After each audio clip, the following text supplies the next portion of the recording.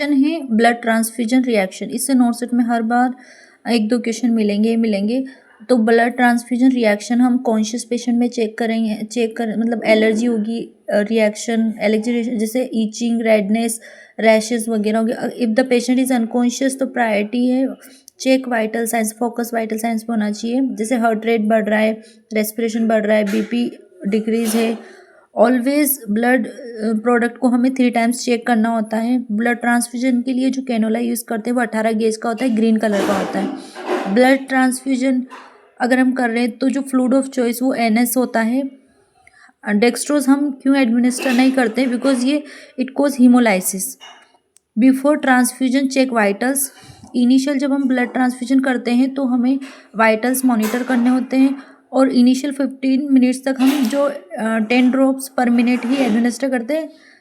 After that we मतलब increase कर देते हैं फ्लो रेट।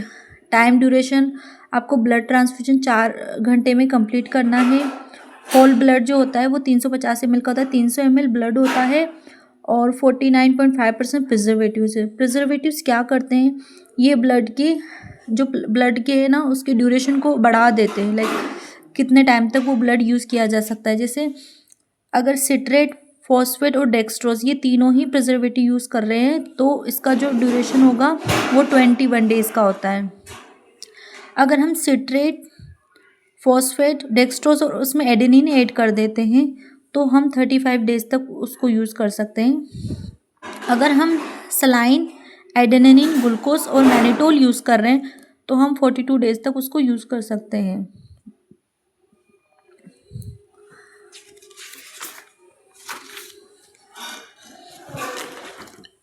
अगर ब्लड ट्रांसफ्यूजन रिएक्शन होता है तो फर्स्ट प्रायोरिटी होती है स्टॉप करना है, देन कॉल डॉक्टर। फिर हमें NS देना है, IV मॉनिटर करना है वाइटल्स को एवरी 5 मिनट्स में। ब्लड बैग को और यूरिन सैंपल को हमें ब्लड सेंड करना होता है लैब में। हम ब्लड बैग को और यूरिन को क्यों सेंड करते हैं, ताकि हम चेक कर सके हीमोलाइसिस। इसमें कॉम्प्लिकेशंस होती हैं। Complication if you transfer blood है ना, अगर if you transfer old blood तो हाइपरकैलेमिया होगा, कॉन्ट्राइंडिकेटेड होता है इन रीनल फेलियर पेशेंट्स में।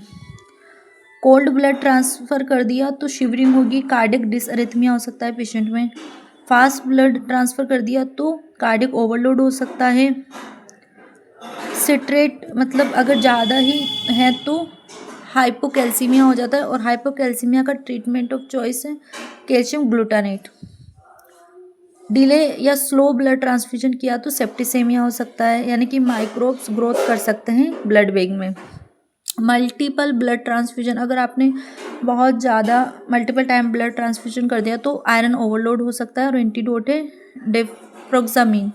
मैसिव ब्लड ट्रांसफ्यूजन है तो मैसिव ब्लड ट्रांसफ्यूजन मतलब या तो 4 यूनिट ट्रांसफ़र कर दिया आपने 1 आवर्स के अंदर, या फिर more than 10 units per day, यानी 24 आवर में आपने more than 10 units blood transfuse कर दी।